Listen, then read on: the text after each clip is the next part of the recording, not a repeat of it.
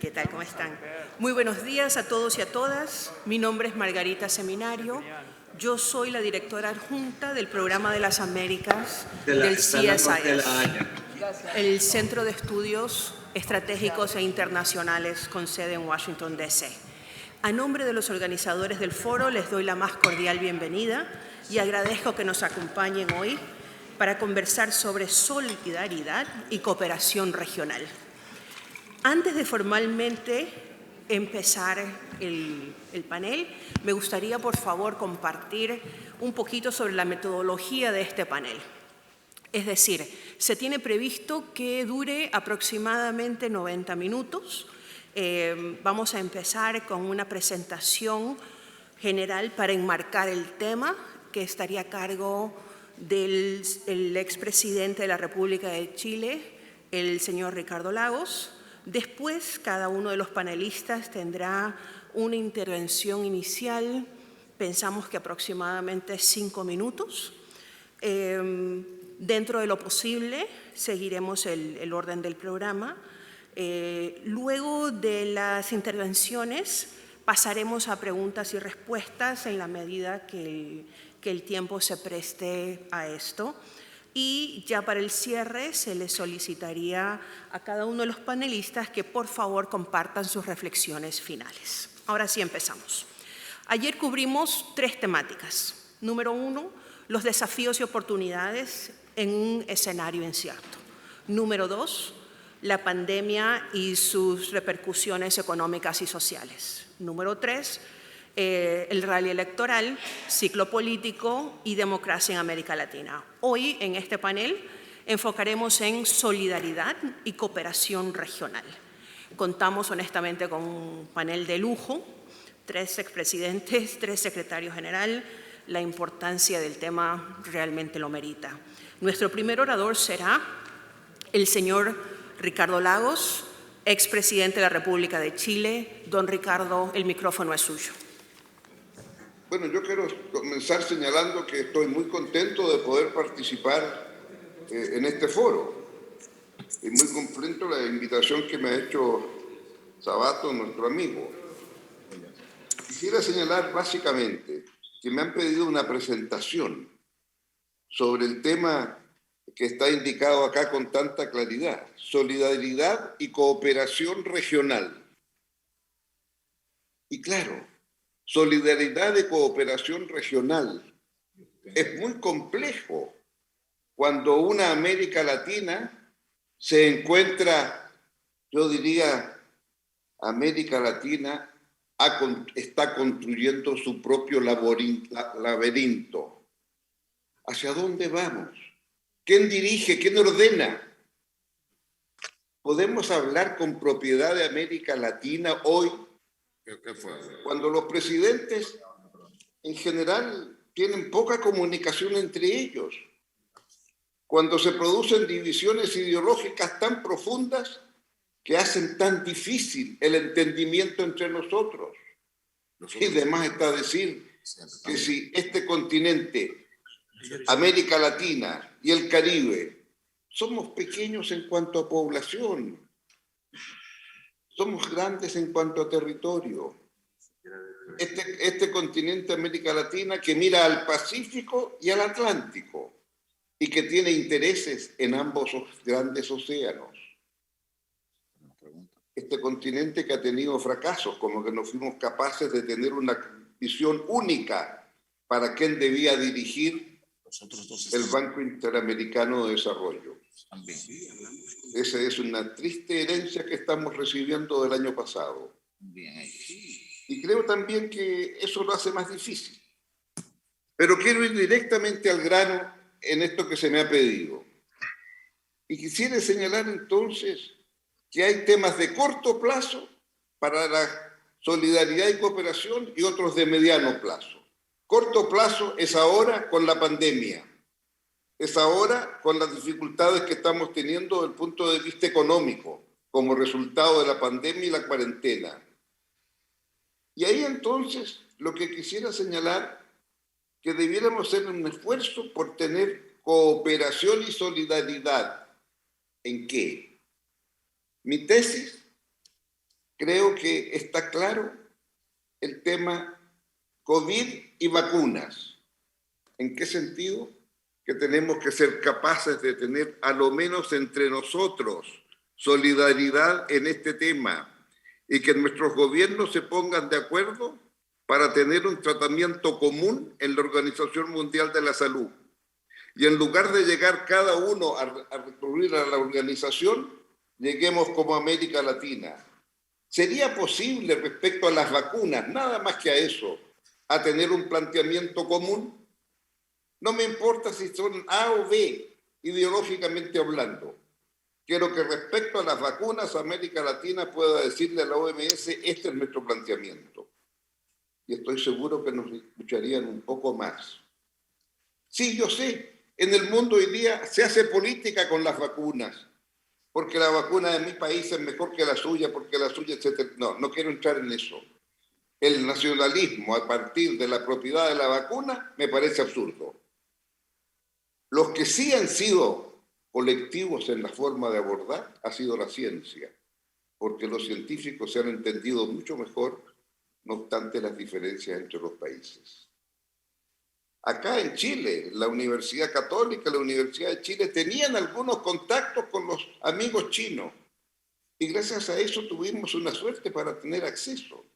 Pero los científicos estaban colaborando juntos desde el año 2017, mucho antes que hubiera esta crisis.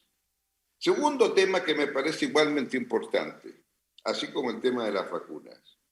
En el corto plazo, el tema no es la reactivación económica. En la mayoría de nuestros países estamos llegando ya casi a recuperar lo que perdimos.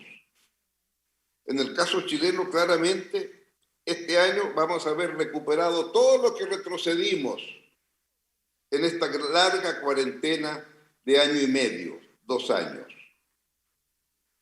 Bueno, pero ¿cuál es el problema? El problema es el empleo. Éramos 10 millones de personas empleadas trabajando en Chile antes de. Ahora estamos llegando a los niveles de reactivación. Sí, señor, pero con 9 millones de empleados. Esto es típico de toda recuperación después de una gran crisis. El número de gente es menor. Por lo tanto, yo diría que en el corto plazo, así como tenemos que llegar a acuerdo en vacunas, tenemos que llegar a un entendimiento cuáles son las definiciones políticas en el corto plazo para crear empleos de calidad, para crear empleos que nos permitan abordar las carencias. ¿Y cuáles son las carencias? Las carencias son básicamente cómo somos capaces de ordenar que las inversiones que se hagan, estas inversiones estén de acuerdo con las necesidades para crear empleos de calidad en las distintas áreas. Y por lo tanto, más que preocupar de reactivación económica, yo diría pongamos el énfasis en la creación de empleos, porque eso es lo que nos va a permitir en definitiva decir superamos la crisis. Y esta situación que la veo en Chile, la veo en el resto de América Latina. Y esa situación significa ¿qué cosa? Preocuparse en particular, uno, de qué ocurre con los empleos en el ámbito de género. Los empleos más afectados son los empleos de las mujeres más que los varones. Y por lo tanto ahí tenemos un problema. Segundo problema, el de la generación. Los jóvenes están más desocupados, son más ninis que los que teníamos antes. Y en consecuencia tenemos que tener política dirigida a los jóvenes. Y junto con aquello, creo que de más está decirlo, las inversiones que tienen que hacerse también tienen que apuntalar de alguna manera con políticas públicas a las pequeñas y medianas empresas. En todos nuestros países las pequeñas y medianas empresas son las principales generadoras de empleo por dólar invertido, por peso invertido. Y en consecuencia ahí tenemos que hacer políticas especiales. Y en consecuencia creo que es posible tener solidaridad y tener un mayor nivel de cooperación regional sobre estos temas. Y la presentación que hizo ayer Alicia Bárcena creo que ayuda en ese sentido. El único punto en clave que podemos tener es precisamente CEPAL. En lo demás, nuestro laberinto nos hace las cosas muy difíciles. Y en ese sentido yo diría que en el largo plazo, lo que tenemos que buscar es la modalidad en donde las inversiones que hoy se empiezan a hacer sean capaces de satisfacer alguna o uno más de los objetivos de desarrollo del milenio, que es en una herencia que hemos recibido del multilateralismo activo que existió ayer y que ahora no existe, y que es esencial restablecerlo nuevamente. Y por lo tanto yo diría que en este panel que se refiere a solidaridad y cooperación regional, esta distinción entre el corto plazo, lo inmediato, y el mediano plazo, definido hacia el 2030. Y en ese contexto, entonces, creo que es tan importante entender cuál es la magnitud de las inversiones que se van a dar y que se están dando. En nuestro país hicimos este estudio y más o menos 4 áreas respondían del 90% de las inversiones en Chile. Minería, por razones obvias de nuestra composición de la riqueza minera. Minería, energía, muy importante energía, infraestructura en el sentido clásico, carreteras, puertos, etcétera, y construcción de viviendas y hacer ciudad.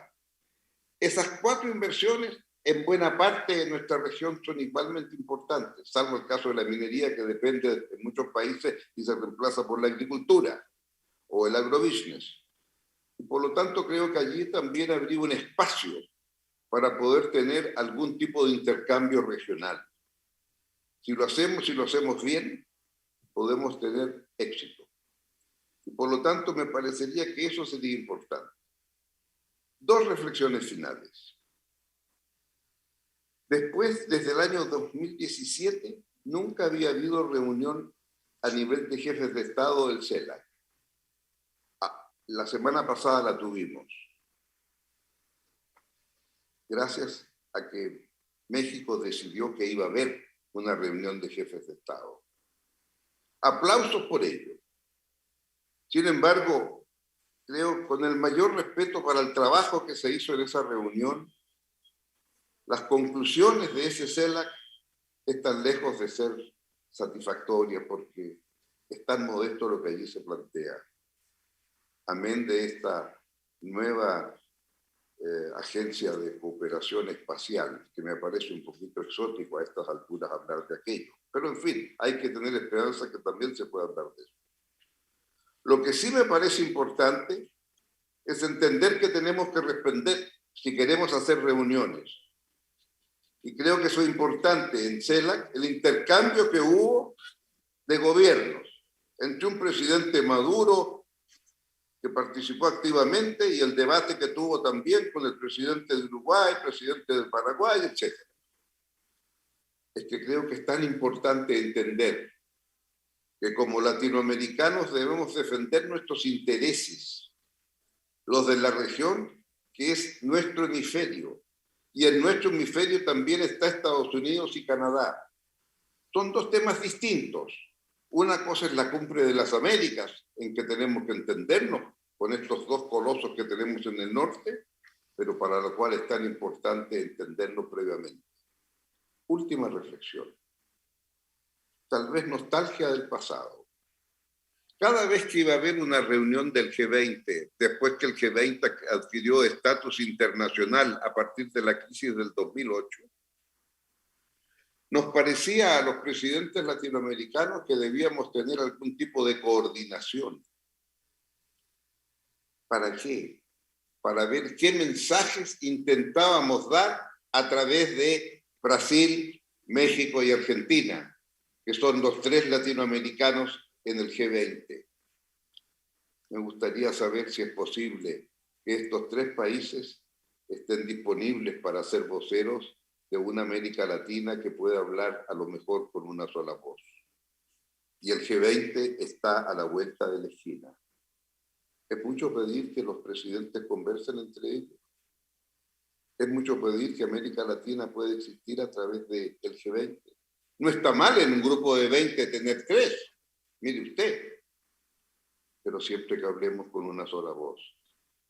Y lo que hemos visto, desde luego, en este CELAC fueron todos, menos Brasil. Lamentable. Ojalá se pueda subsistir. Y que ojalá los presidentes entiendan que por importante que sean las diferencias, como latinoamericanos tenemos que ser capaces de hablar para que nos escuchen. Hoy América Latina está en un muy mal pie a nivel internacional. Y ustedes ven lo que está ocurriendo, ¿verdad? Se preparan los países para el mundo del futuro. ¿Cómo ordenamos el Atlántico? Y ahí está OTAN y los demás.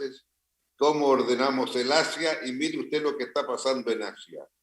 Y mire usted lo que significa entonces ahora que Taiwán, no solamente China, Taiwán también pide el acceso al TPP, que se inició hace tanto tiempo. Creo que este es un tema que debiera preocupar a nuestros gobiernos.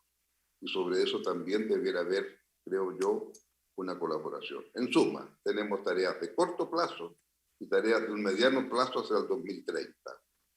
Y la última reflexión, está planteada la posibilidad de un entendimiento laboral similar, un entendimiento regional similar a lo que se ha hecho en el cambio climático. Es posible respecto de este tema tener también un acuerdo internacional de los gobiernos en donde pueda haber una COP sobre el tema pandemias y vacunas cada año, cada 2 años, al igual que la COP en cambio climático, en donde, por cierto, esa COP va a residir en la Organización Mundial de la Salud. Pero ya hay 25 países que creen que es posible elevar el nivel del debate a un acuerdo internacional. Pienso que sería importante tocar este tema como elemento final para ordenarnos internamente. Quisiera dejar hasta ahí esta presentación en términos de corto y mediano plazo y las áreas que hay que tocar y el énfasis que hay que poner. Ojalá pueda servir y enriquecerse, y el debate que ustedes tendrán ahora lo seguiremos con mucha atención. Y muchas gracias por esta invitación. Muchísimas gracias. Le damos uso de la palabra a don Ernesto Samper, expresidente de Colombia. Creo que me están dando la palabra, ¿entiendo? Sí, sí, pues. Bueno, un cordial saludo a todos los asistentes, especialmente a Leonel Fernández con motivo de los 30 años de su fundación, al profesor Sobato, a mis compañeros de mesa directiva, un abrazo particular a Ricardo Lagos. Es imposible hacer un análisis sobre el tema de la solidaridad y la cooperación hoy día sin tener en cuenta todo lo que representa esta época de la pandemia y la pospandemia como lente para poder mirar objetivamente nuestros propósitos. La crisis del COVID nos cogió a todos de sorpresa. Fue la primera crisis global del siglo XXI, apenas comparable en sus efectos a lo que fue la Gran Depresión de los años 30. Efectos devastadores sobre la economía. Vamos a tener que hacer esfuerzos, como lo mencionaba Ricardo, que pueden llegar entre el 12 y el 15% del Producto Interno Bruto solamente para colocar la economía en niveles de crecimiento como los que tenía antes de la pandemia. De la misma manera, tenemos que hacer esfuerzos para reconstruir el tejido social. A diferencia de otras regiones, aquí no podemos hablar solamente de empleos productivos, entre comillas. No hay que olvidar que en esta región el 56% de los empleos son informales. Entonces, la tarea de reconstruir el tejido económico tiene muchísimo que ver con sintonizar el tipo de empresas con las cuales se ha venido desarrollando esta región con las posibilidades económicas y financieras de hacerlo. La CEPAL estima que para poder volver a las condiciones sociales que teníamos hace 10 o 15 años. Nos vamos a tardar un tiempo bastante largo porque perdimos 10 años de desarrollo social que tendremos que recuperar antes de volver a pensar en términos de solucionar problemas tan graves como el de la desigualdad, y ni hablar de la institucionalidad democrática que quedó seriamente afectada con la pandemia, como se ha visto en casos emblemáticos, como fue el caso, por ejemplo, de Bolivia, o lo que estamos viviendo en El Salvador, o las dificultades que podríamos confrontar en Colombia de cara a lo que pueden ser unas elecciones conflictivas. Frente a este panorama un poco desolador, es todavía más desolador que no hubo una respuesta solidaria del mundo frente a este desafío global del COVID-19. La verdad es que nos hemos encontrado, como bien anotaba Ricardo, con un fuerte proteccionismo sanitario.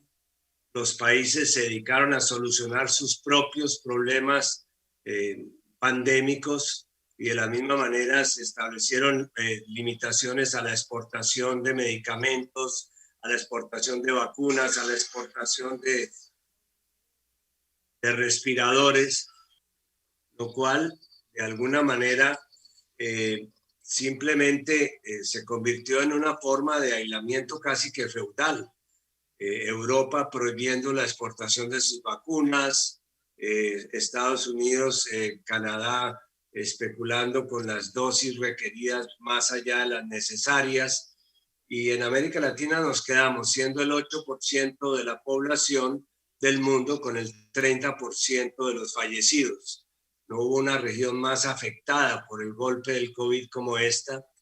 Y yo comparto la preocupación de Ricardo de que la solución para esto sería que se declararan las vacunas como bienes universales. Lo hemos planteado en algunos sectores, como el Grupo de Puebla, por ejemplo, en América Latina, pero lamentablemente entre la pelea de considerar las vacunas como mercancías,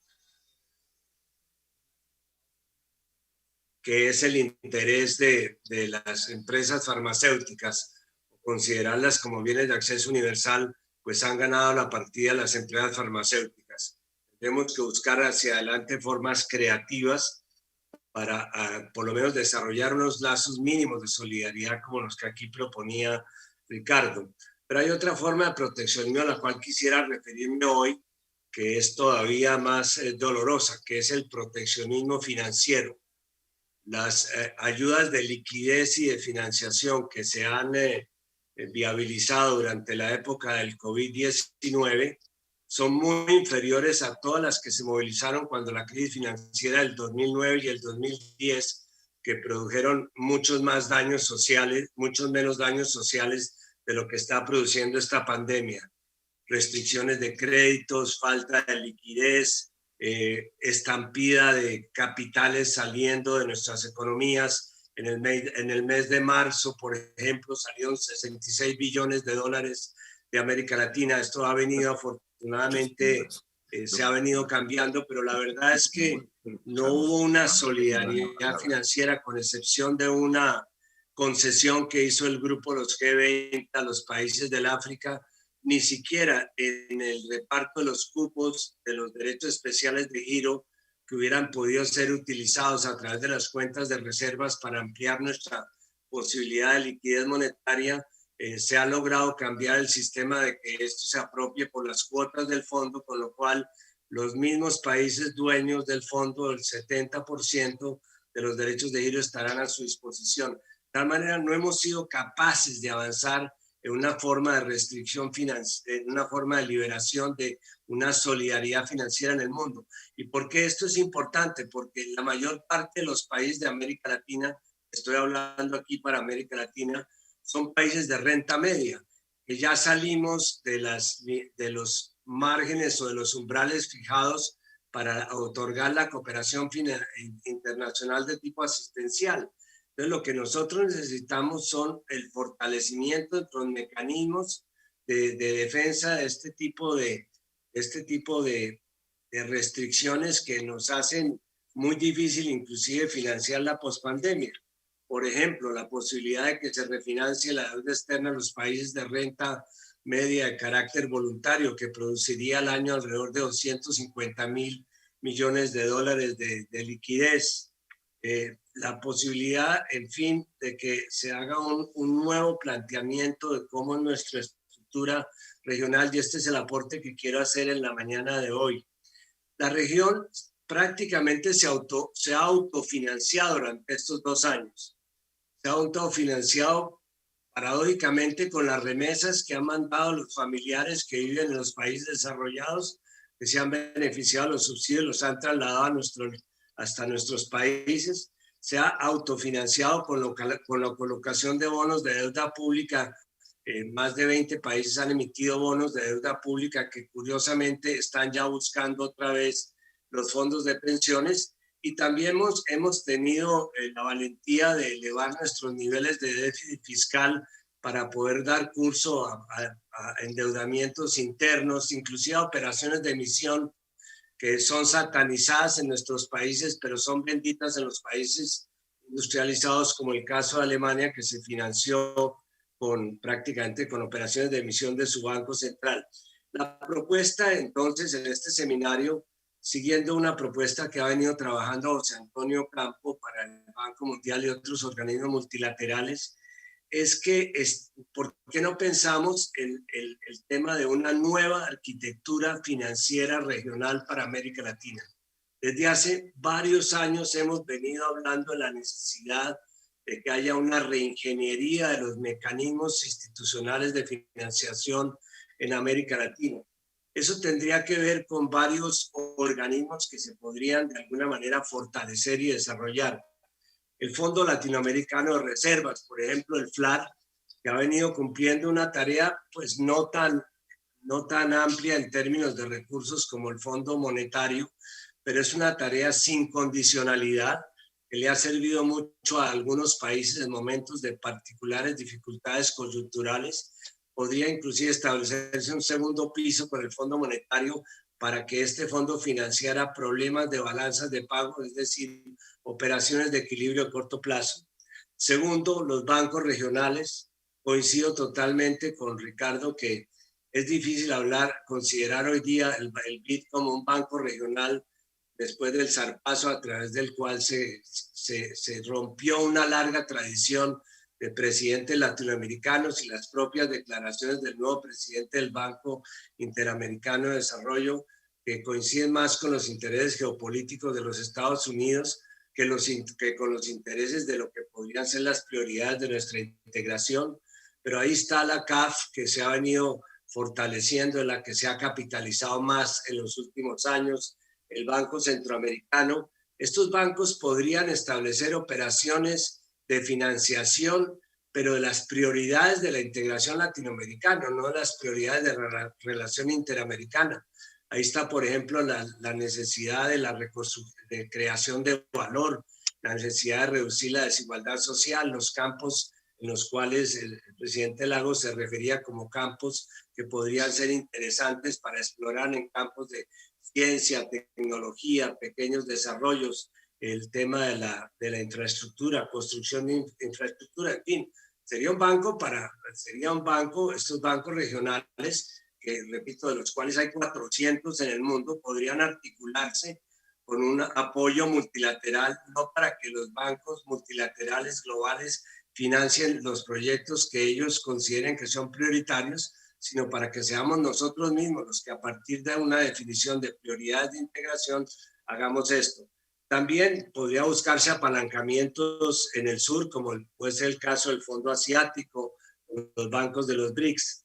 El otro instrumento que sería importante, por esto ya voy terminando, sería recuperar, Ricardo, la LADI que fue originalmente un mecanismo de compensación de pagos, para que ese mecanismo, la LADI, pudiera servir de alguna manera como el principio de una moneda latinoamericana. A través de estas compensaciones de pagos empezaríamos con una moneda virtual que luego se podría convertir en una moneda real y sería una manera de ir avanzando hacia una unión monetaria, que fue lo que disparó originalmente el nacimiento del euro. Y una inquietud final, y es que tenemos que crear una agencia multilateral de calificación crediticia. Nuestros países no pueden seguir dependiendo de unas agencias calificadoras de riesgo que actúan como unas casandras que obedecen a unos intereses privados y que van prácticamente afectando países y la estabilidad de países con calificaciones y descalificaciones irresponsables que se basan en criterios objetivos que responden más a los intereses particulares que a los intereses nacionales y mucho menos regionales. Todos estos puntos, y ya voy terminando, deberían incorporarse en un nuevo modelo de desarrollo para la región, un modelo solidario. Y no se trata de establecer una guerra ideológica entre el modelo neoliberal o un nuevo modelo, sino de necesitamos un nuevo modelo. Ketty dice que se han hecho grandes revisiones después de las grandes crisis sociales. Pues aquí tenemos una gran crisis social que nos podría llevar a intentar un nuevo modelo que a mi juicio, no me voy a detener en eso, pero debería estar girando alrededor de 4 elementos fundamentales. Primero, el problema de la desigualdad social. No es solamente el problema de sacar de la pobreza a los 78 millones de pobres extremos y a los 280 millones de pobres relativos. Es el tema de corregir las asimetrías que existen en la región en materia de género, en materia de campo-ciudad, en materia de salarial. Esos son objetivos de una política social de avanzada. Segundo, creación de valor. Tenemos que volver a la función de crear valor porque seguimos exportando productos básicos sometidos a unos ciclos y a unos contracíclicos que son los que nos están creando la inestabilidad. Volver a la reindustrialización, volver al desarrollo sectorial, recuperar un poco lo que fueron las bases cepalinas del desarrollo a partir de la segunda década. El tercer punto tiene que ver con la construcción de ciudadanía. Tenemos que crear ciudadanía. Y el cuarto, una transición ecológica, aquí lo planteaban también. Nosotros somos la región más afectada por el cambio climático, los que tenemos más posibilidades de ofrecer salidas. Todo eso tiene que ver con el tema de energías alternativas, de protección de aguas, el tema del animalismo, inclusive el tema de la alimentación en un continente que por primera vez vuelve a emplear la palabra hambre. Y finalmente, como eje articulador de todo eso, y con eso termino, está la integración. Nunca había sido tan importante la integración como ahora y nunca habíamos estado tan desintegrados como estamos en este momento.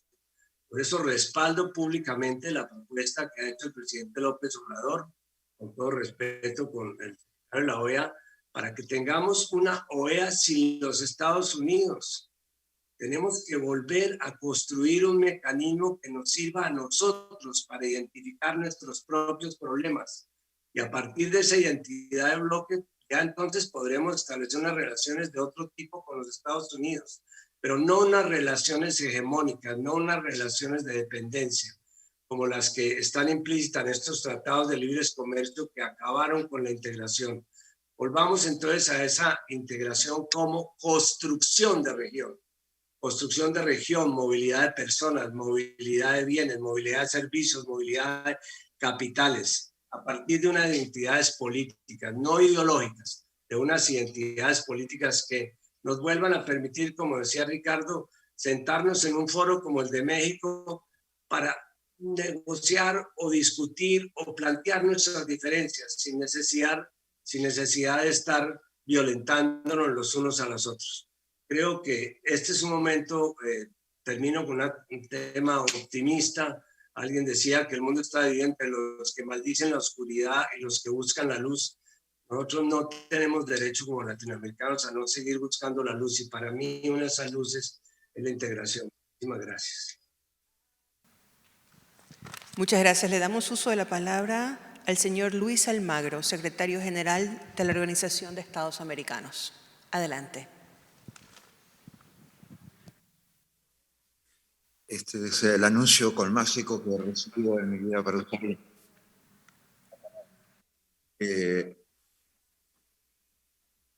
Estimados amigos, presidentes, Me alegro de estar hoy aquí con ustedes. Perfecto. Como ha quedado claro en sus comentarios, la pandemia del COVID-19 ha cambiado la conversación. También todos nuestros debates se centran ahora en cómo debemos responder a los urgentes desafíos globales que enfrentamos, que afrontamos a partir de la pandemia. La crisis de salud pública es solo el principio. La pandemia también ha desafiado estabilidad y solidez básica de nuestras democracias, poniendo a prueba instrumentos fundamentales que hemos construido para la seguridad, el desarrollo y el bienestar de nuestros pueblos. Definitivamente cada vez se habla más del temor que nuestro hemisferio esté entrando en otra década perdida. Yo creo que llevamos prácticamente 200 años de décadas perdidas. La inversión extranjera en la región ha caído a sus niveles más bajos en años, según la CEPAL. En 2020 el Fondo Monetario estimó que la economía de la región había experimentado una contracción 7%. En solo 7 meses la región ha perdido casi 10 años de progreso. Muchas escuelas permanecen cerradas, las economías informales que sostienen a gran parte de nuestras poblaciones tardan en recuperarse y siguen poniendo a la gente en gran riesgo. Tenemos definitivamente una dura realidad, que estos son los mismos retos que también tenemos, retos estructurales que enfrentábamos antes de la pandemia. La crisis generada por el COVID-19 ha exacerbado simplemente tensiones que ya existían, vulnerabilidades que ya existían. Al afectar con más fuerza a los vulnerables, en nuestras comunidades esta crisis ha dejado al descubierto las persistentes y duras realidades de la desigualdad y la exclusión social que llevan mucho tiempo arraigada en nuestras sociedades.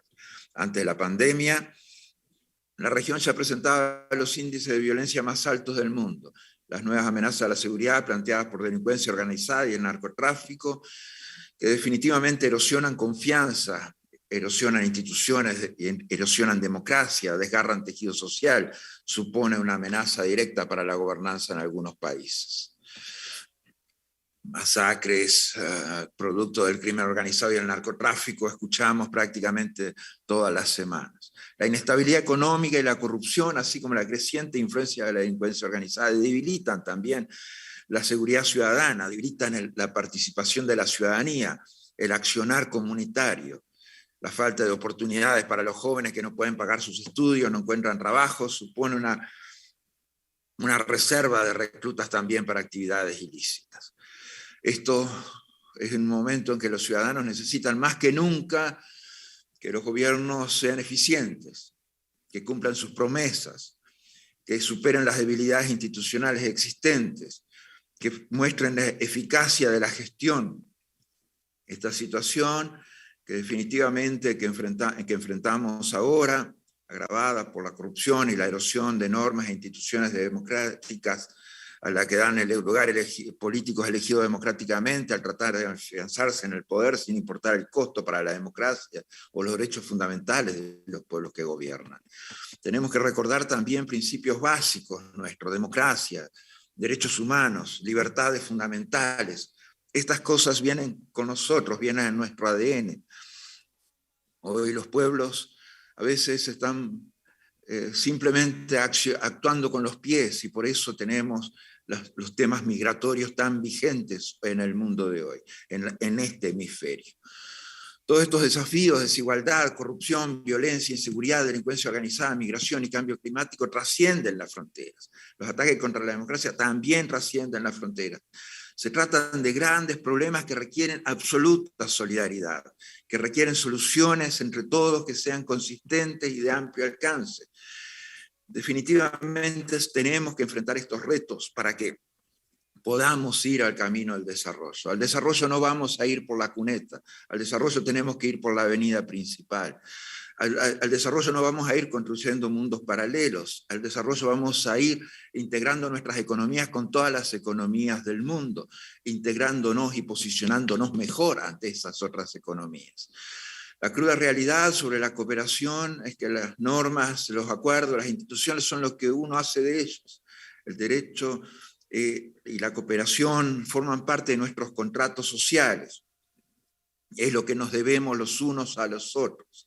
Las elecciones colectivas, las decisiones colectivas, algo que determinemos juntos como comunidad hemisférica, como comunidad latinoamericana y del Caribe. Verdaderamente yo soy un gran hincha de CEPAL, lo he dicho muchas veces, he estado en prácticamente todas las cumbres de CEPAL en la gestión como canciller, y definitivamente tomé un gran cariño por lo que ese organismo debería actuar para la integración latinoamericana y caribeña. La OEA es otra cosa, la OEA es una organización multilateral, la más vieja del mundo. Tenemos desde 1889, cuando la primera conferencia panamericana actuando. Ha creado un entramado jurídico fundamental, las convenciones de derechos humanos, de lucha contra la corrupción, ha creado institucionalidad y ha creado derecho en las Américas. Definitivamente las obligaciones que surgen son muy importantes y muy fuertes, pero eso es algo completamente diferente a los mecanismos de integración. La Unión Europea es un mecanismo de integración. La América Latina y el Caribe estamos todavía lejos. Ojalá CEPAL hubiera sabido ensamblarse de la mejor manera para dar una respuesta, la mejor respuesta a eso. Formaba parte de los objetivos de todos quienes estuvimos ahí, quienes han estado y quienes seguro estuvieron en esta última reunión. Tenemos que trabajar todos juntos y con altura de miras. Las propuestas tienen que ser, obviamente, la solidaridad regional no puede ser asistencialista. La solidaridad regional tiene que tener una visión política más importante, tiene que ser integracionista. Saber también que el desarrollo requiere de solidaridad e de integración, y que esa solidaridad e integración no significa un mundo aparte, significa integrarnos mejor para usar mejor el funcionamiento de la economía internacional. Tenemos que desideologizar.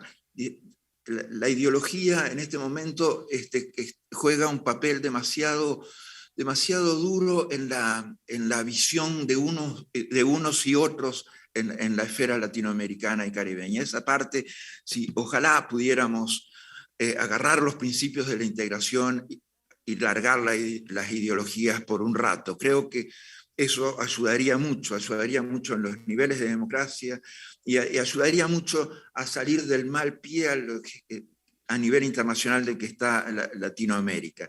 Eso es fundamental. Tenemos que apoyar y fortalecer instituciones entre todos, que esas instituciones sean cada vez más fuertes. Tenemos que tener prioridades grandes, o sea, vacunación es una prioridad fundamental.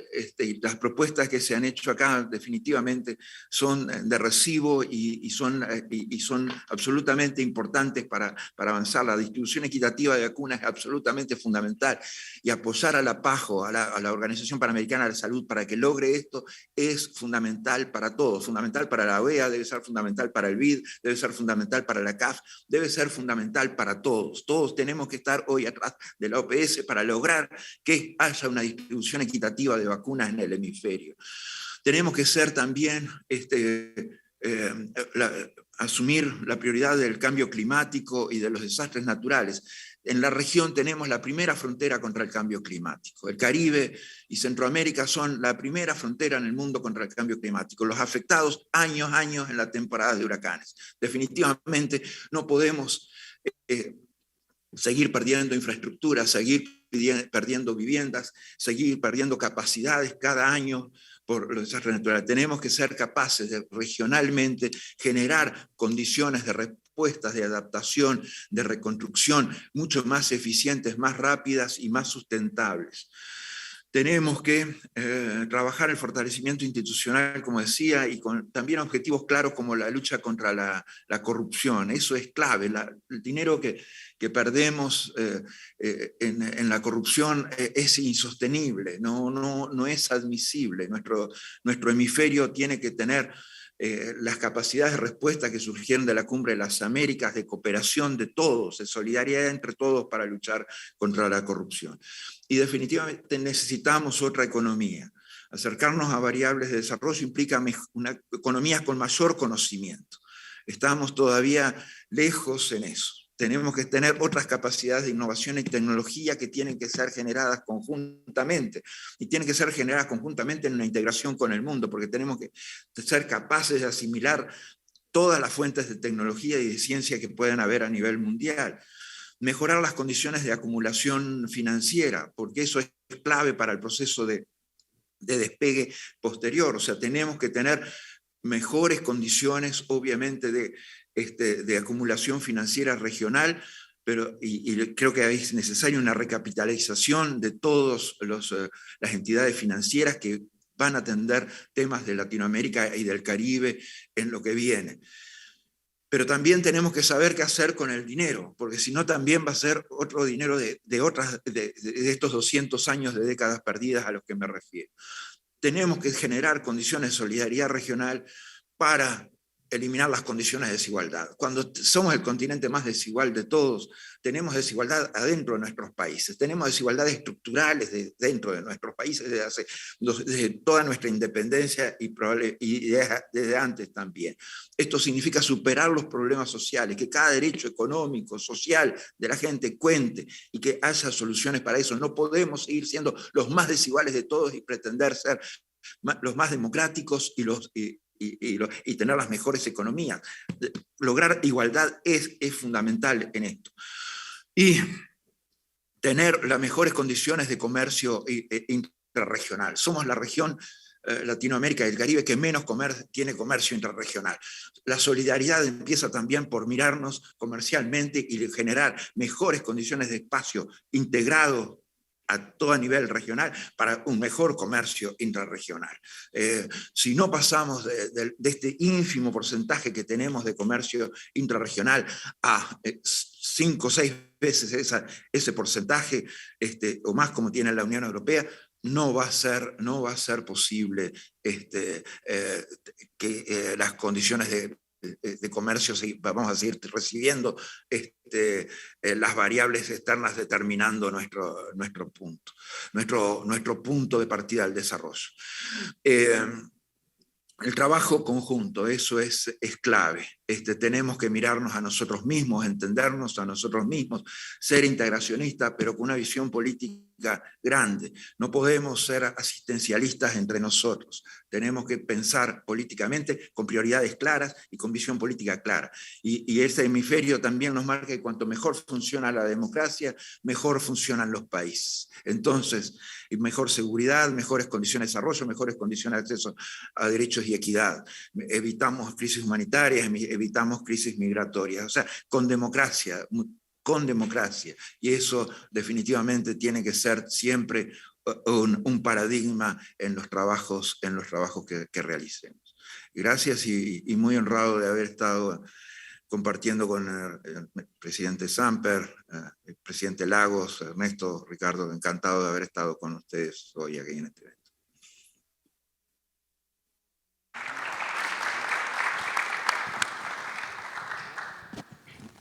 Ahora le damos el uso de la palabra a la señora Laura Chinchilla, expresidente de Costa Rica. Muy buenos días, presidente Fernández. Muchas gracias por su invitación y por la organización de este evento que ya nos hacía falta.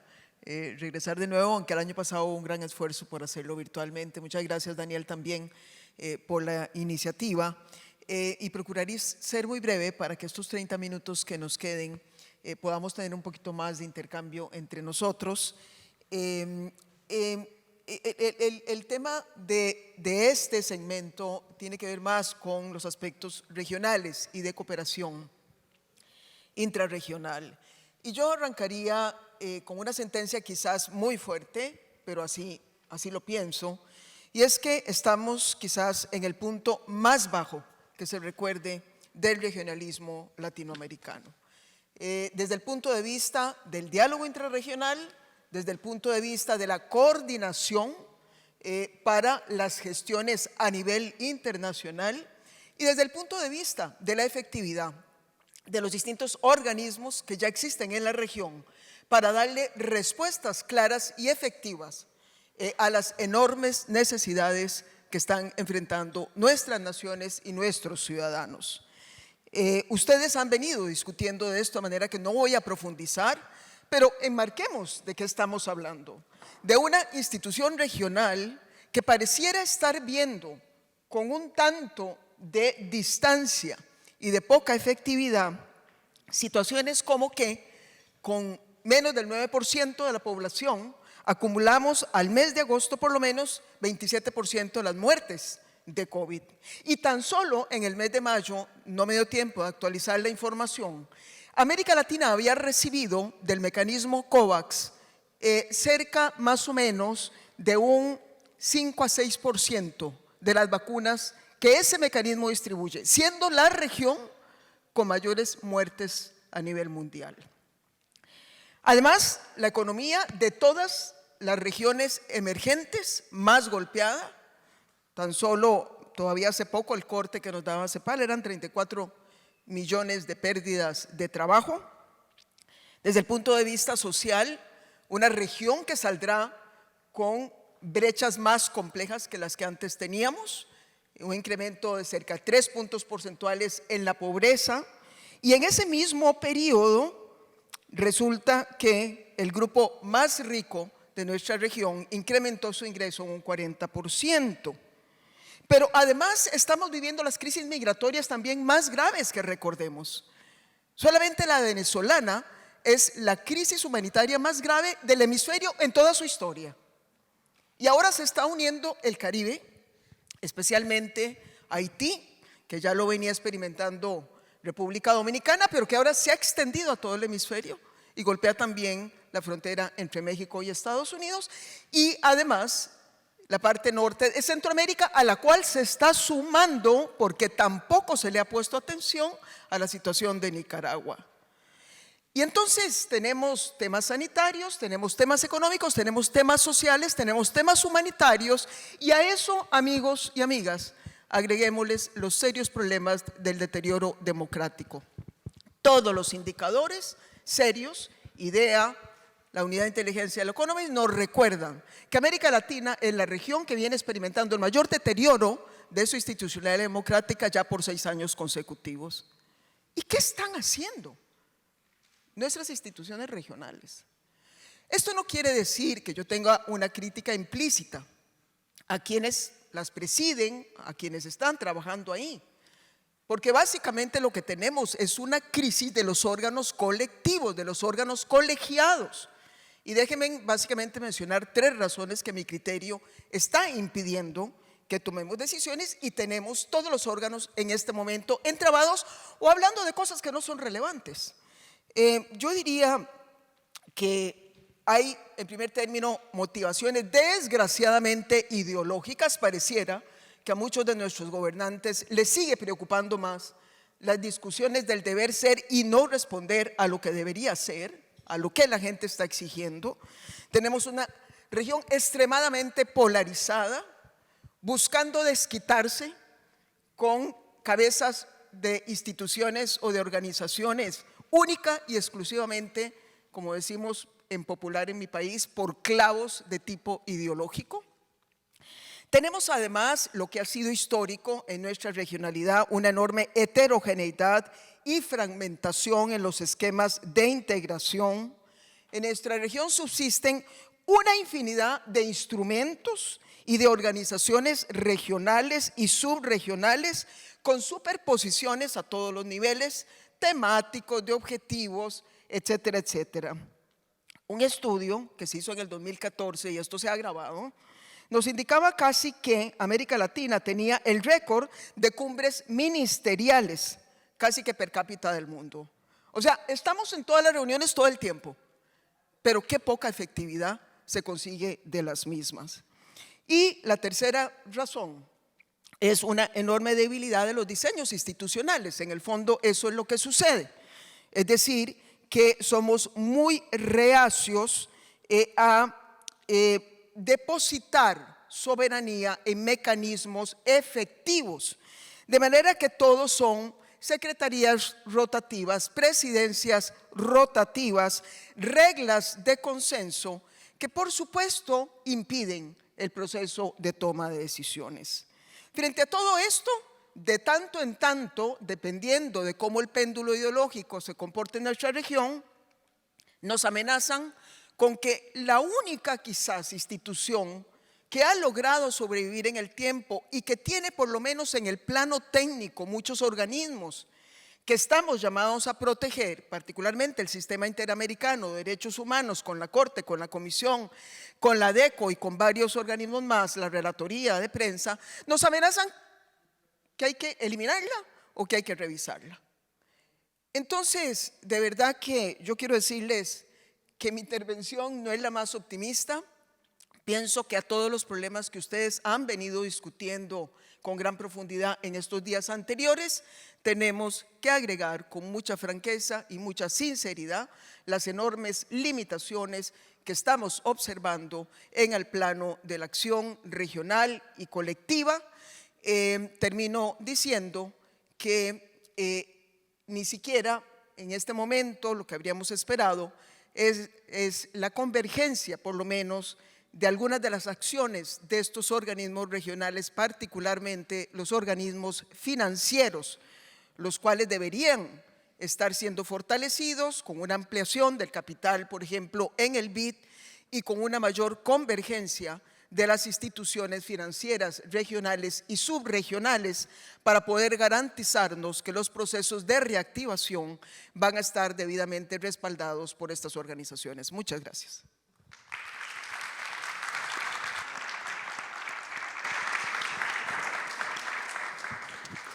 Muchísimas gracias, señora Chinchilla. Doctor Sergio Hebreo, secretario general de la Asociación Latinoamericana de Integración, ALADE.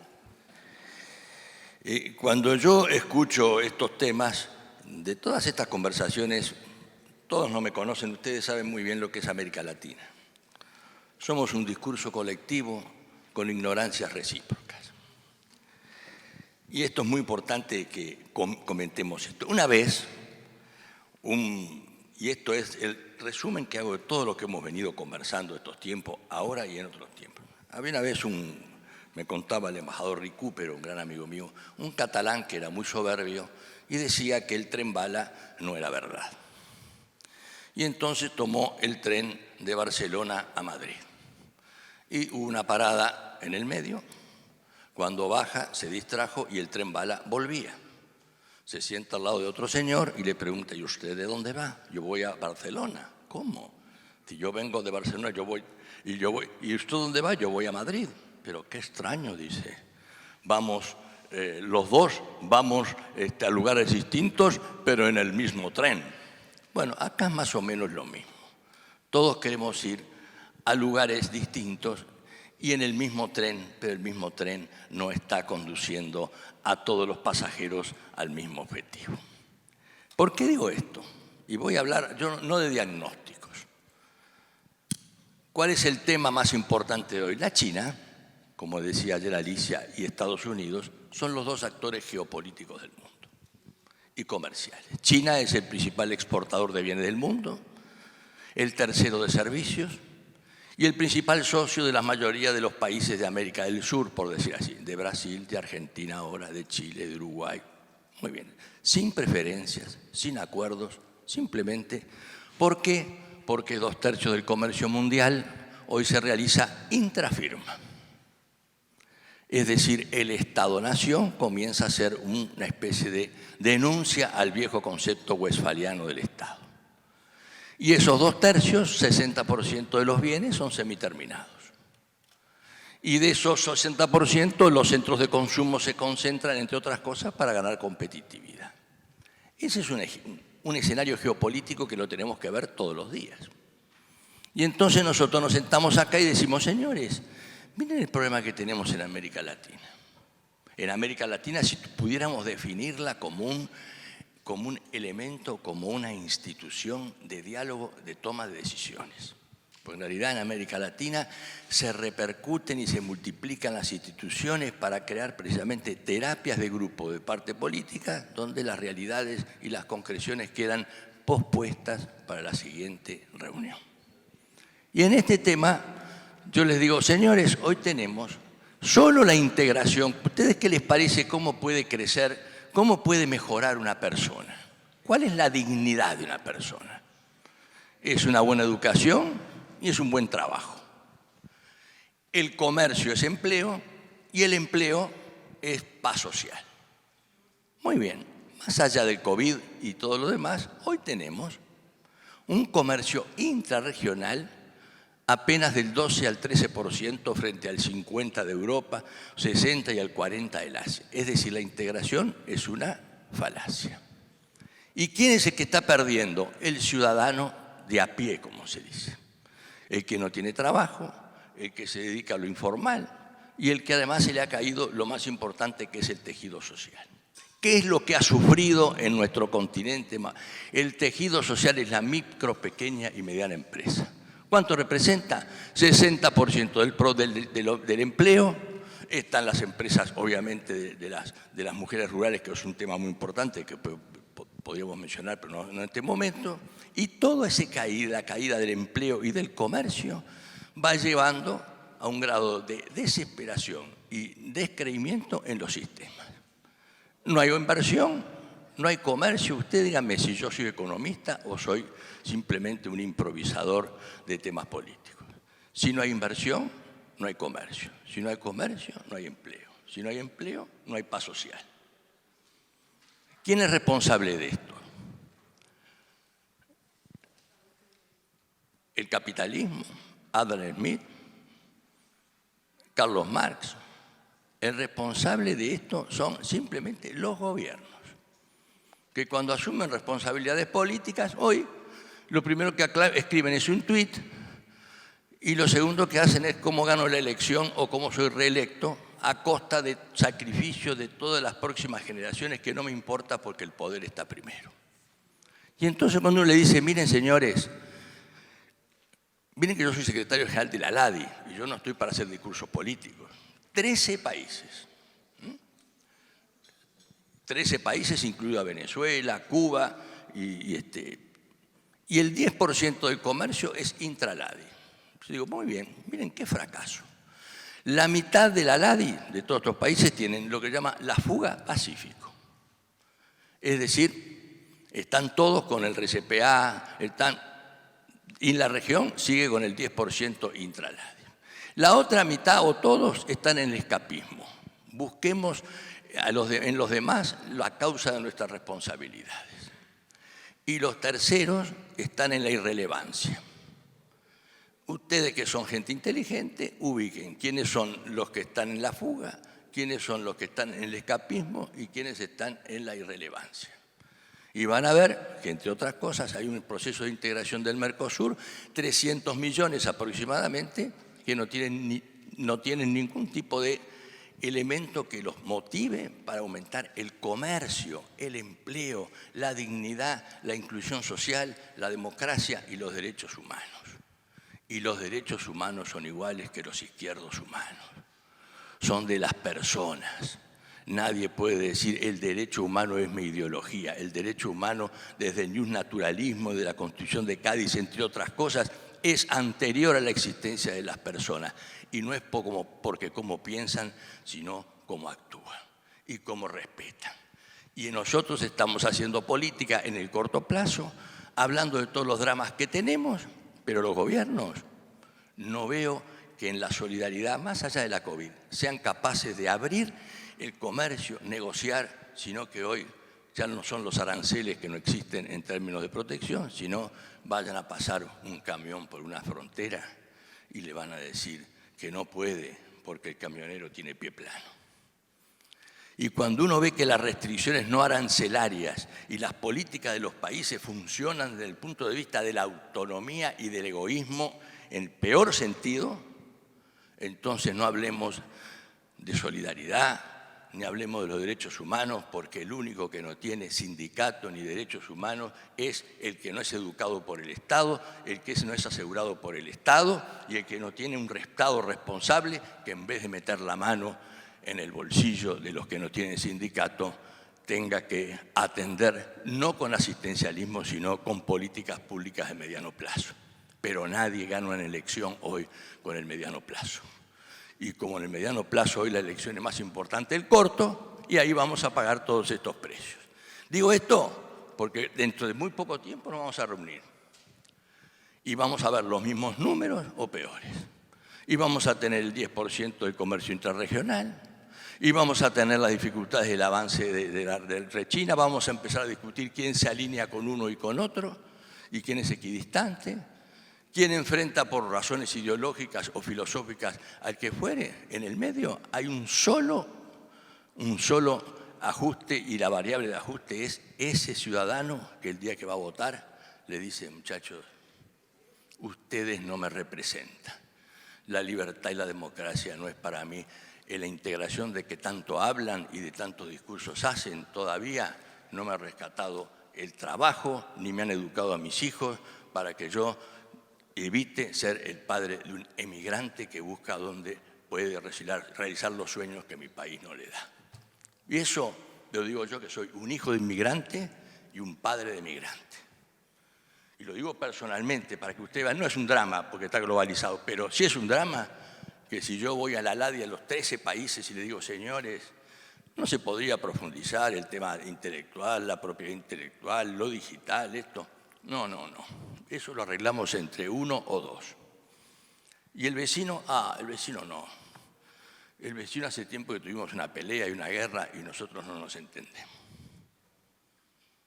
Miren que esto que yo les digo no es una lastimosa terapia de grupo, es simplemente una real. Creo en la integración, pero creo que la integración solo hace con la voluntad política de los gobiernos y la decisión de que las negociaciones son siempre insatisfacciones compartidas.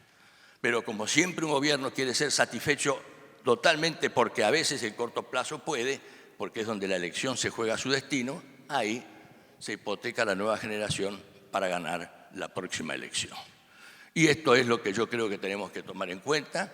Es muy difícil, hemos perdido los niveles de estadistas, a veces se nos han transformado en estatistas, y en general hoy muchos de los que atienden no entienden, pero muchos de los que entienden han decidido no atender. Muchas gracias.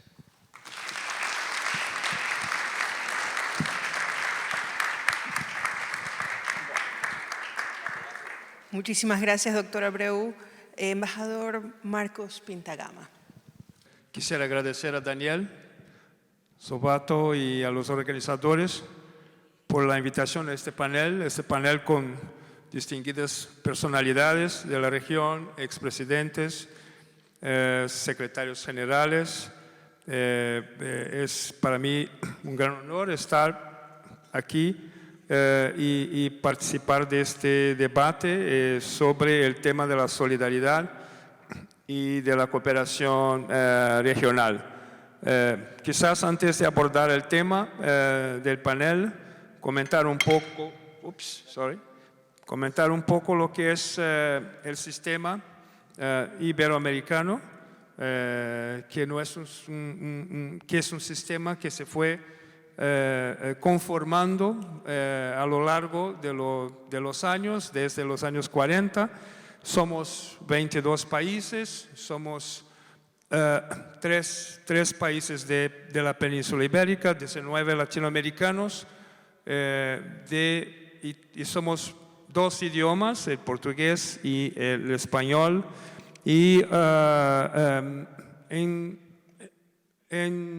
quizás en resumen, tenemos una comunidad de valores que nos unen en la diversidad, con vínculos históricos, con vínculos culturales, sociales, económicos, y trabajamos todos en el contexto de lo que llamamos la Conferencia Iberoamericana, que es un ente real y que está anclado en nuestra Secretaría en Madrid, que es la Secretaría General Iberoamericana, de la que soy ahora el secretario general ad interim, mientras tendremos elecciones para este importante puesto este año. Entonces la CEGIB ha sido creada en 2003 para apoyar los trabajos de la conferencia y impulsar los mandatos y decisiones de las cumbres de jefes de Estado y de Gobierno. Tenemos 3 grandes espacios de cooperación: la cultura, la cohesión social y la educación, el conocimiento, o sea, la educación, la ciencia, tecnología y la innovación, y también otras áreas de trabajo, tales como la económica y la de género, y otras que complementan esos grandes espacios de cooperación. Celebramos este año los 30 años de las cumbres. Hemos tenido 27 cumbres, la última en Andorra en abril y la próxima, la 28ª en República Dominicana el próximo año, el fin del próximo año. Ahora las cumbres son bienales, lo que nos permite trabajar, prepararlas de manera más eficaz con eventos como las reuniones ministeriales sectoriales que aportan propuestas a los jefes de Estado y de Gobierno a cada 2 años. Somos un espacio de diálogo y de concertación política, de convergencia y de cooperación. No hacemos política, no tenemos,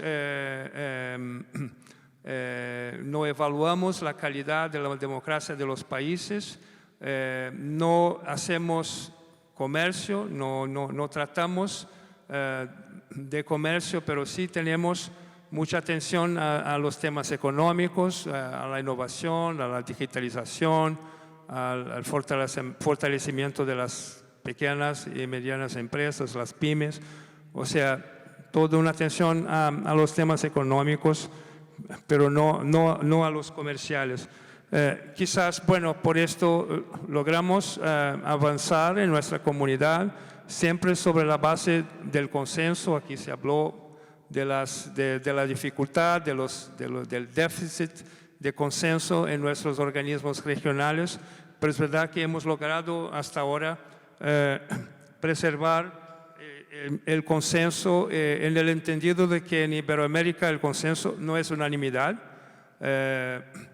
Trabajamos siempre para llegar a soluciones de consenso. Cuando no existe esto, seguimos trabajando y en muchos casos este consenso se expresa con alguna aclaración o declaración de algún país que no esté totalmente de acuerdo, pero que logre al final sumarse.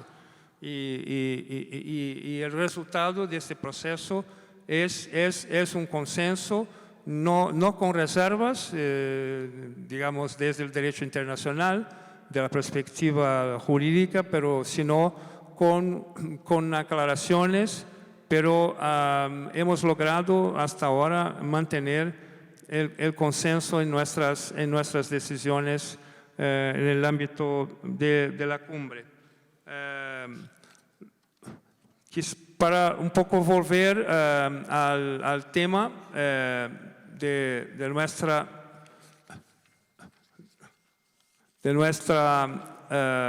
nuestro panel, que es el tema de solidaridad y cooperación regional, quisiera para empezar mencionar una observación del presidente del Consejo Europeo, Charles Michel, que decía: la crisis del COVID-19 ha mostrado de manera brutal y dolorosa nuestra interconexión, nuestra interdependencia, y ha mostrado también la fuerza del multilateralismo y la cooperación internacional. O sea, es evidente que estamos ante un problema global y que requiere de su vez una respuesta también global. Pero no es cierto hablar solamente de problema global, sino que de problemas globales, porque vivimos una crisis multidimensional, no es solamente sanitaria, pero es también climática. Esta semana el secretario general de Naciones Unidas sonó la alarma climática. Fue una intervención importante sobre el momento en que vivimos, pero también la crisis a partir de la sanitaria, también lo es económica y social y afecta a todos nuestros pueblos y en particular afecta a los sectores más pobres de nuestras poblaciones y a los jóvenes. Y hay un tema que aquí se habló, que el tema de la esperanza para nuestra juventud, que me parece eso es una obligación de todos de cuidar para que las futuras generaciones tengan nuevamente la esperanza, y para esto trabajar en la construcción de sociedades más justas y equitativas. En el tema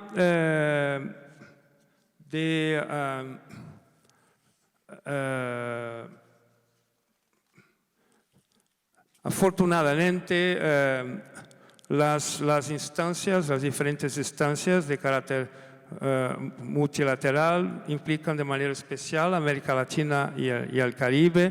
Hemos escuchado aquí a representantes de otros organismos. Creemos que el espacio iberoamericano contribuye para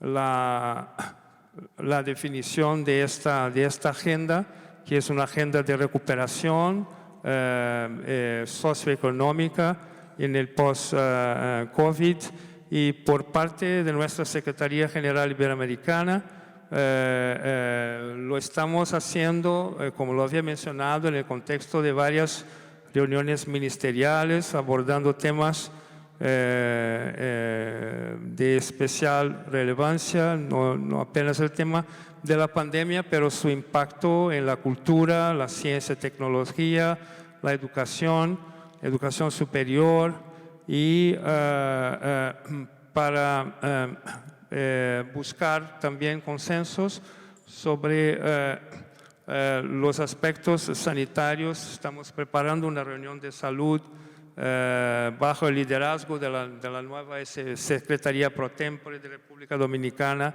para el próximo mes de octubre.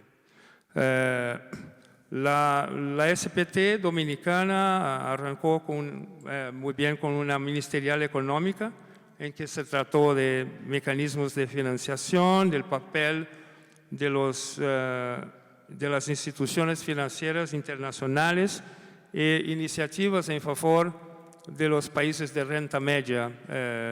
Somos en Iberoamérica prácticamente todos países de renta media, y entonces, bueno, la agenda en favor de la financiación, del acceso a financiación, por ejemplo, de la emisión de derechos especiales de giro, esto ha sido tratada por esta reunión y que ha logrado conclusiones importantes sobre el tema. Nuestro sistema de cooperación internacional ha logrado de alguna manera buscar respuestas sobre el tema del COVID, no solo una cuestión de también el tema de los datos. La respuesta al COVID no es solamente una cuestión de datos, sino que la pandemia irrumpe en un momento en que el conjunto del sistema recibe fuertes cuestionamientos que sugieren rigidez y dificultades para adaptarse a las exigencias que emergen en la Agenda 2030. Afrontamos un gran desafío respecto de cómo la cooperación debe instrumentalizarse para dar respuesta a los nuevos retos. En la actualidad todos reconocemos que la Agenda 2030 ha universalizado un concepto multidimensional de desarrollo que supera el enfoque de la lucha contra la pobreza, basado en los objetivos del milenio. Y todo esto nos ha obligado a los actores del multilateralismo a una diversificación de modalidades y la CEGIP ha buscado a través de sus diferentes mecanismos como la cooperación sur-sur y la cooperación triangular, un efectivo esfuerzo para la implementación de la Agenda 2030. La región iberoamericana es quizás la única del mundo en desarrollo que cuenta con información sistematizada de la cooperación que desarrolla tanto de forma bilateral como regional. Es un trabajo que viene del 2007 y que se realiza en el espacio iberoamericano con conceptos, metodologías propios y que nos ha logrado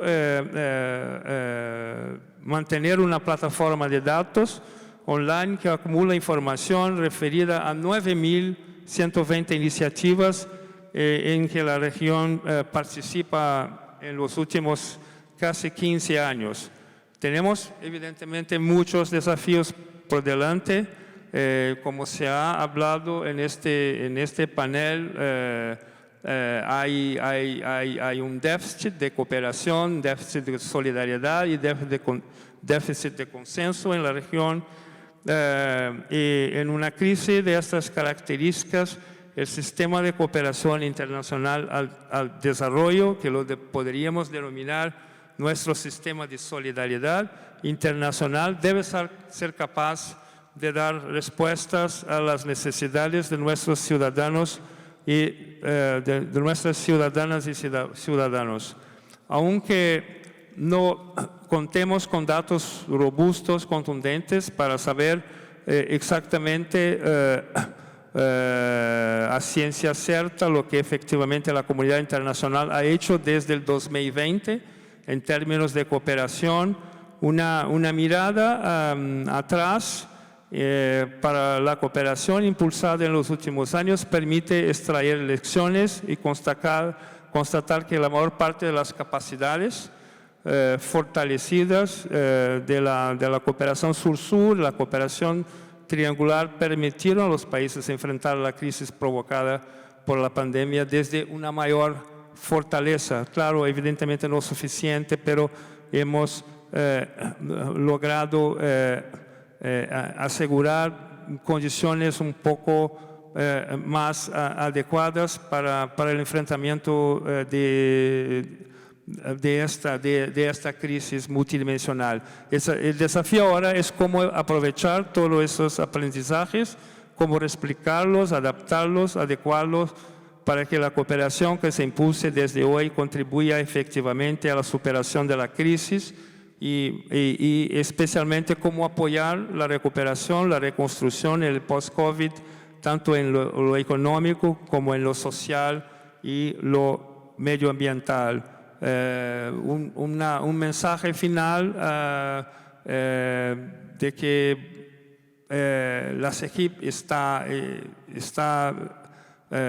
muy involucrada en este trabajo. Cuenten con nosotros en esta tarea que es tan difícil pero imprescindible. Seguiremos apoyando los esfuerzos de cooperación y de solidaridad en estos momentos tan difíciles. Muchas gracias por la oportunidad de participar en este tan interesante, importante foro y panel.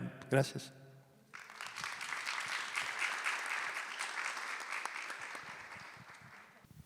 Bueno, agradezco muchísimo, Margarita, que me la pida. Sería muy pretencioso tratar de meter en un par de minutos, que es lo que nos quedan, las exposiciones tan densas, tan ricas que hemos escuchado en este segmento. Me parece que hay aportes sin lugar a dudas relevantes a las principales conclusiones que se terminarán sacando por parte de los organizadores. Pero yo quisiera por lo menos quizás destacar 2 o 3 aspectos y quiero contar una anécdota muy reciente, un poco para poner en evidencia, por lo menos, la forma tan dramática que yo estoy viendo la situación de la región. Y es que nos empezaron a pedir, algunos de los que hemos contribuido con la sección del New York Times en español, que suscribiéramos una nota para pedirle al New York Times que no eliminara la sección en español. Y bueno, en el fondo, eso lo que estaba poniendo en evidencia es la pérdida de importancia que América Latina está teniendo en muchísimos espacios a nivel internacional. Cada vez nos volvemos más irrelevantes, punto. Ahí. A mí me parece que eso, que se confirma en que cada vez tenemos menos importancia en cuanto al aporte nuestro a la economía global, cada vez nos volvemos más chiquiticos en términos económicos en relación con la economía global, está ocurriendo igualmente en el campo político. Y eso no es más que el mero reflejo de las enormes dificultades que tenemos para actuar colectivamente, porque individualmente somos bastante insignificantes. Solamente colectivamente podemos fortalecer nuestra influencia a nivel global. Y en este momento, si tan solo pudiésemos ser capaces de actuar colectivamente para, número uno, mejorar lo que es la gestión de las vacunas y no ser una de las regiones más rezagadas cuando tenemos la mayor cantidad de muertes. Número dos, para poder gestionar colectivamente las luchas en materia del fortalecimiento, del financiamiento internacional que vamos a requerir para enfrentar las tareas de la agenda de desarrollo que tenemos adelante. El panel siguiente van a hablar de los retos fiscales, pero mientras nos ponemos de acuerdo internamente vamos a requerir recursos externos en abundancia. Y número tres, para los temas que tienen que ver con la crisis humanitaria y migratoria. Y he querido dejar para último, de nuevo, el tema del desafío regional en materia de democracia, porque estamos a tan solo 6 semanas de que en el corazón de las Américas se consolide una dictadura al mejor estilo de Corea del Norte en Asia, en Nicaragua. Y va a ocurrir cuando la región está celebrando 20 años de su Carta Democrática. Y va a ocurrir a plena luz del día. Y va a ocurrir después de 3 resoluciones de Naciones Unidas y de más o menos 8 resoluciones del Consejo Permanente y la Asamblea General de la OEA.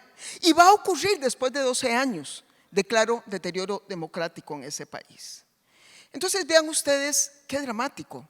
Ni siquiera la región tiene hoy planeado algún encuentro para pronunciarse sobre el tema.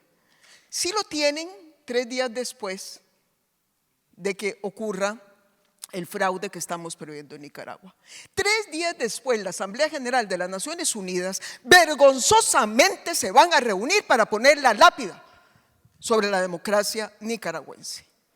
Entonces, de verdad que, amigas y amigos, todas las voces que podamos sumar frente a nuestros respectivos gobiernos, organismos internacionales, regionales, toda la gente que está actuando de buena fe, porque no hay la menor duda de que abundan, tenemos colectivamente que empezar a hacer un poco más de conciencia sobre la urgente necesidad de hacer efectivos los instrumentos actualmente vigentes en nuestra región. Muchas gracias, Margarita.